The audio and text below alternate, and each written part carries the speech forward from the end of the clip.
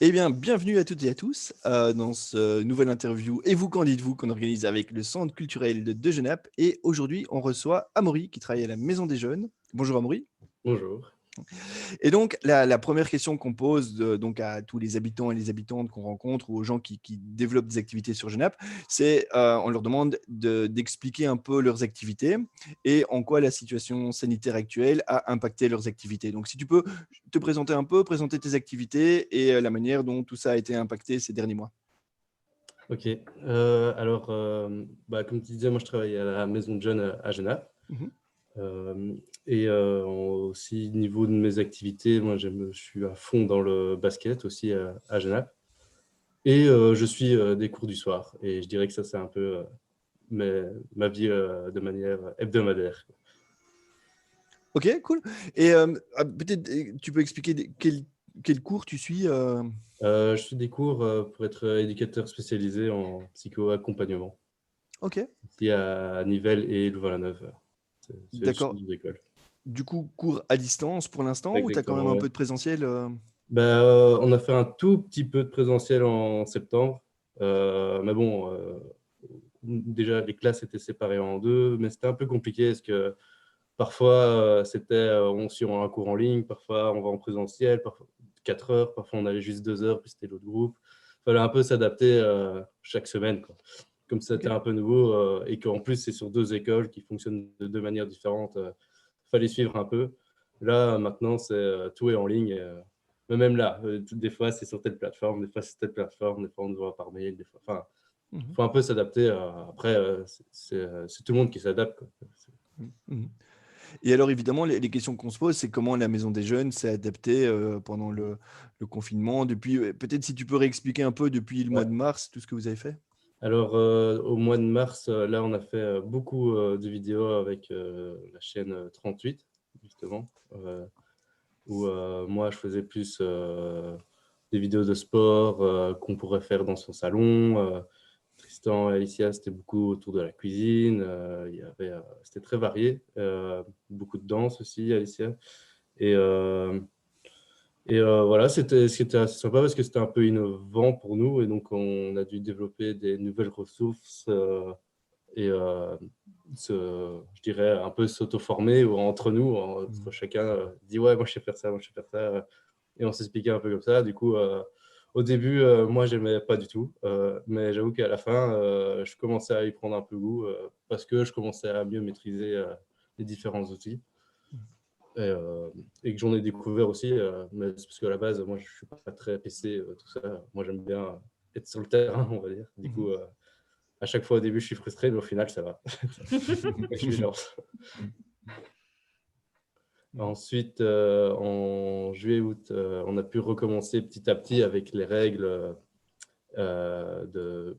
qui adaptées à la situation à chaque fois. Donc, on pouvait recommencer à faire des heures d'accueil.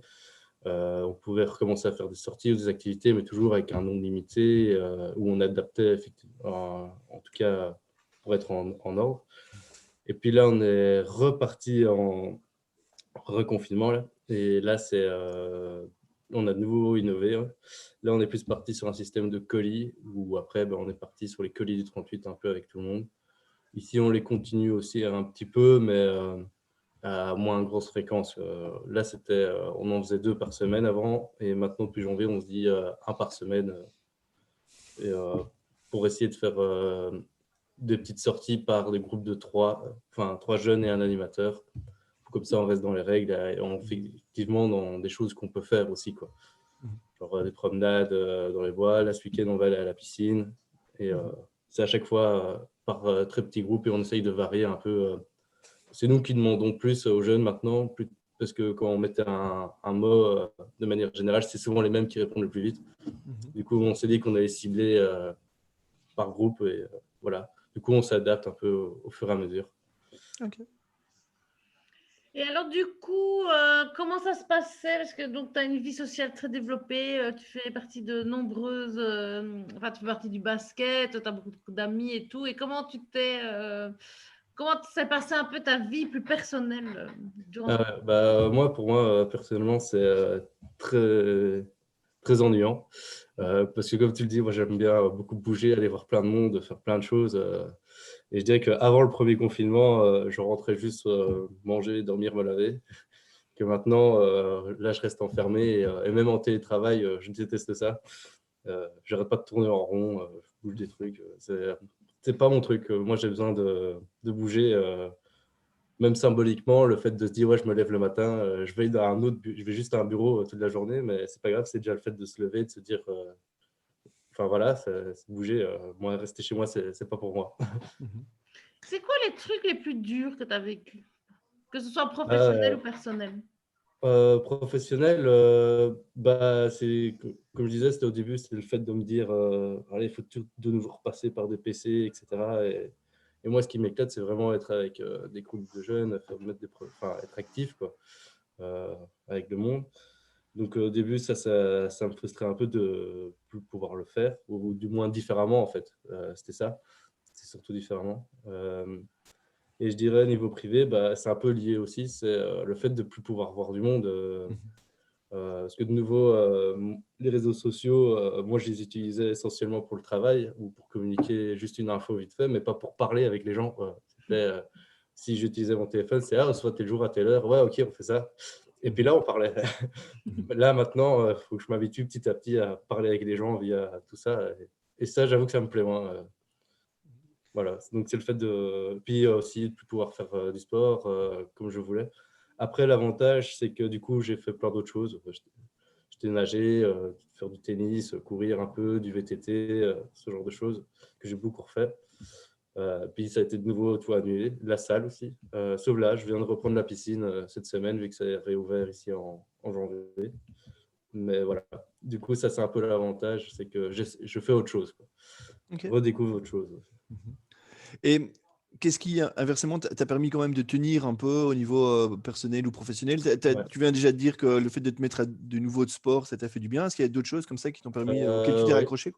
Ouais, j'ai recommencé à dessiner aussi, chose que je ne Cool. faisais plus depuis. Mhm. Allez, je crois que la dernière fois, c'était en première secondaire, mon dernier stage d'art, on va dire. Mhm.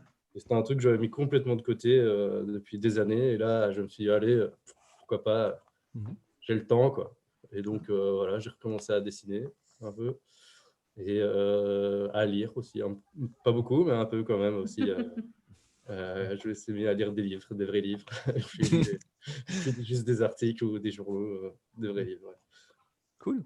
Mhm. Et comment tu perçois un peu la manière dont les jeunes vivent tout ça? Puisque toi qui es vraiment au contact avec eux, quoi. Ouais, alors, il y en a. Euh, En fait, on garde toujours des contacts avec eux, mais je dirais pas via. On a essayé de mettre en place genre une plateforme Discord avec un accueil où on peut tous se retrouver, etc. Mais ça, on a remarqué que ça ne marche pas du tout. Et quand je regarde par rapport aux autres maisons de jeunes, je vois que c'est à peu près pareil partout.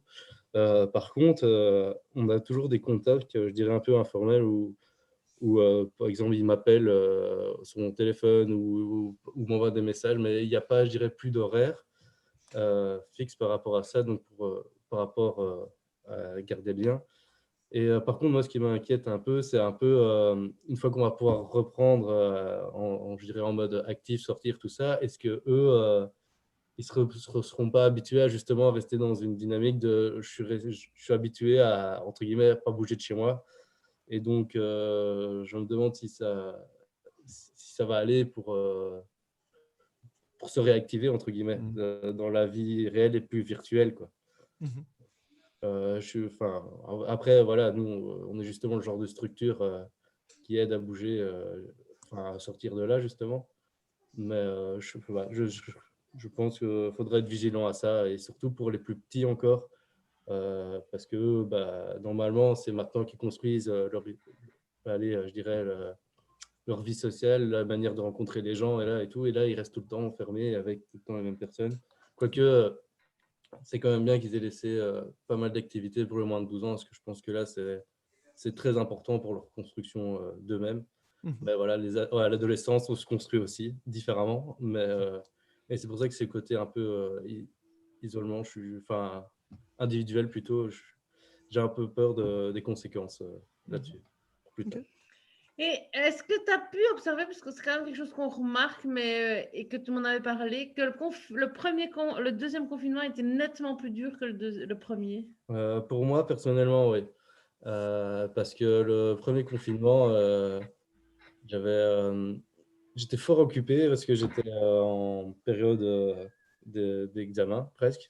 Enfin, c'était le début de mes gros travaux pour l'école, etc.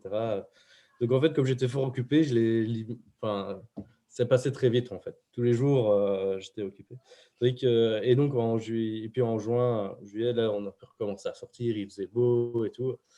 Et pareil, je dirais que je pouvais essayer de faire pas mal de trucs. Tandis que maintenant, là, je m'étais mis, entre guillemets, des projets un peu personnels en place, genre reprendre le basket, mais à fond, euh, enfin, plusieurs petits trucs comme ça. Et au final, là, c'est coupé dans l'élan. Et puis, je me dis, merde, ça fait 2 mois que je lance le truc, je suis à fond dedans. Et au final, paf, c'est coupé dans la dynamique. Et puis, comme je pense que le temps a eu l'influence aussi sur moi. Et puis j'ai envie de reprendre normal en fait. J'ai juste envie de travailler normalement aussi. Et voilà, je trouve que ça commence à faire long. Et puis c'est tout le temps s'adapter. Parce que même au travail, vu qu'on fait beaucoup de projets aussi, je pense à Halloween, où je me dis, allez, quoi, ça fait depuis le mois de juin que j'ai commencé à travailler dessus, à aller contacter tout le monde. Et puis finalement, une semaine avant, bah, on peut plus. Et donc tu es là en fait, finesse. Donc c'est un peu frustrant. C'est pas grave, mais je veux dire, c'est un peu frustrant quand même, quoi, en fait. Voilà. Ouais, je trouve qu'il y a quand même une lassitude, quand même, toujours de devoir se réinventer, réinventer, réinventer. À un moment, on se dit, mais qu'est-ce qu'on va encore inventer, quoi? Ouais, aussi. Moi, je dis, moi, j'ai trop hâte de recommencer à travailler normalement. Surtout quand, en plus que maintenant, on va avoir un super bâtiment. C'est trop bien. Tout à fait. Je sais pas quand est-ce qu'on va l'inaugurer, mais... Oui, ça sert d'être débat. Bon, du coup, je te pose la question à 1 000 €, parce que c'est le moment de la question à 1 000 €, Amaury. Alors, est-ce que tu penses que cette pandémie va impacter notre société, va impacter les jeunes, va faire émerger de nouveaux besoins, d'autres besoins? Moi, je pense que ça va Voilà. surtout peut-être révéler des besoins qui existaient déjà, mais qui étaient un peu cachés, je dirais. Comme par exemple les liens sociaux ou peut-être aussi un questionnement sur qu'est-ce qui est essentiel ou pas. Enfin, moi, personnellement, je me pose beaucoup de questions quand je vois qu'un McDonald's est essentiel, mais que le petit coiffeur du coin, on lui dit que son travail n'est pas essentiel. Enfin, et que même que maintenant qu'on réouvre les commerces dits non essentiels, bah, tu peux toujours pas ouvrir, un peu comme avec la culture. La culture n'était pas dans la catégorie essentielle, ni dans la catégorie non essentielle, et pourtant, il y a plein de trucs qui sont toujours pas ouverts aussi. Moi, je trouve que quand même, ça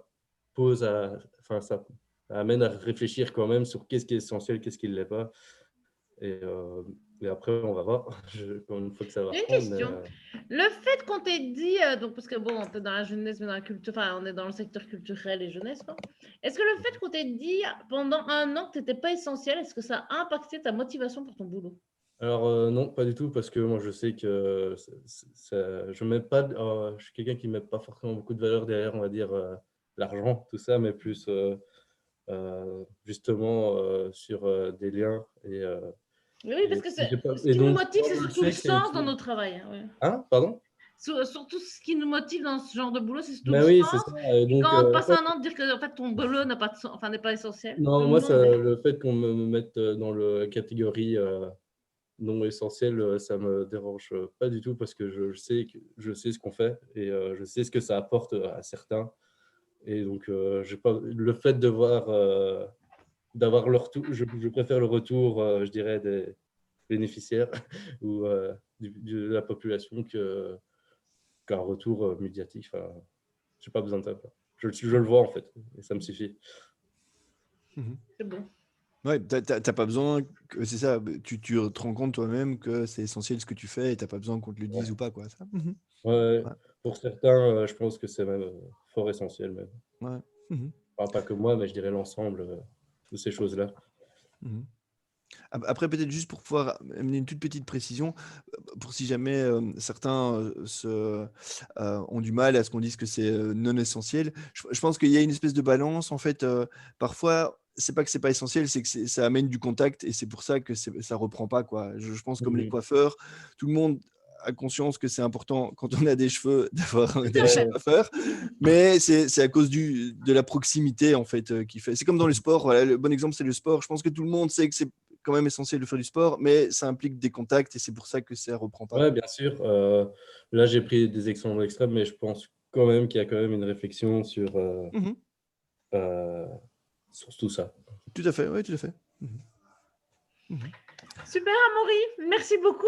Tout grand merci. Et peut-être s'il y a des parents qui nous écoutent et qui se disent, bah oui, c'est vrai, mon enfant, là, pour l'instant, il reste un peu tout seul dans sa chambre ou quoi, vers quoi on peut le réorienter on mettra la page Facebook de la Maison des Jeunes, le site Internet, etc. Est-ce qu'il y a des activités qui sont prévues là pour l'instant dans les semaines qui viennent? Des activités même virtuelles, quoi.